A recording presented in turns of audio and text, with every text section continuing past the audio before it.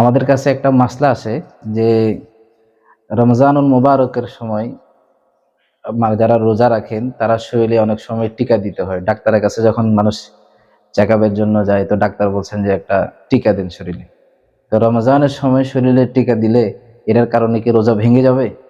অনেকজন এরকম একটা পরিস্থিতির মধ্যে আসেন, তো মাসলা জিজ্ঞেস করেন যে হুজুর, আমি রমজান মাসে শরীরের মধ্যে টিকা দিতে চাচ্ছি, তো টিকা দিলে কি রোজা ভাঙে যাবে? শরীয়তের মাসলা যেটা হচ্ছে যে রমজান মাসে যদি কোনো ব্যক্তি শরীরে টিকা মারে, তার রোজা ভাঙবে না।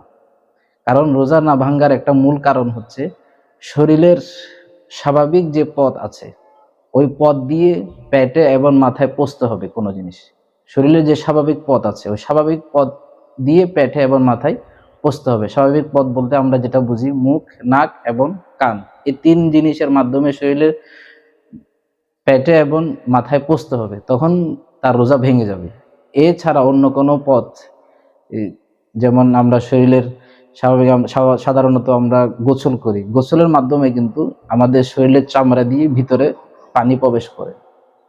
এরকম অন্য কোনো বৃষ্টিতে ভিজতেছি, তো শরীরে পানি প্রবেশ করতেছি ভিতরে, এর মাধ্যমে কিন্তু রোজা ভাঙবে না।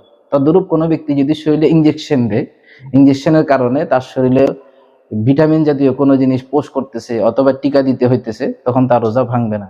এবং কোনো ব্যক্তি এমনি খুশির জন্য, আনন্দের জন্য, যে রোজার কষ্টটা কম লাগার জন্য সে ডাক্তারের কাছে যে প্রতিদিন একটা ইঞ্জেকশন দিতেছে যে রোজাটা যেন একটু কম লাগে, ওই কারণে যদি ইঞ্জেকশনটা ব্যবহার করে অহেতুকভাবে, কোনো অসুস্থতা নাই, কোনো মাযুরিয়ত নাই, কোনো দুর্বলতা নাই, সে এমনি এই জিনিসটাকে ব্যবহার করতেছে যে শরীরে শক্তি যোগানোর জন্য, এই জিনিসটা তার মাকরুহ কাজ, এই জিনিসটা করাটা ঠিক না। কিন্তু এমনি দুর্বলতা হওয়ার কারণে, দুর্বলের কারণে যদি শরীরে পুশ করা হয় কোনো জিনিস, ইনসুলিন হয়, যা কিছু হয় পুশ করে, এটা রোজার মাধ্যমে রোজা ভাঙবে না। আর একটা জিনিস হচ্ছে যে আমাদের যারা ডায়াবেটিস ব্যক্তি যারা আছেন, তারা ইফতারির পূর্বে মুহূর্তে শরীরের মধ্যে ইন্স্যুরেন্স পোস্ট করতে হয়। ওই শরীরের মধ্যে যে ইন্স্যুরেন্স পোস্ট করতেছেন, এর কারণে কিন্তু রোজা ভাঙবে। আর অনেক সময় আমাদের এরকম হয় যে ডাক্তারের কাছে গেলে রক্ত টেস্ট করাইতে হয়। রক্ত টেস্ট করানোর সময় যদি সে ব্যক্তি রোজা থাকে, রক্ত টেস্ট করানোর সময় তার রোজা ভাঙবে না।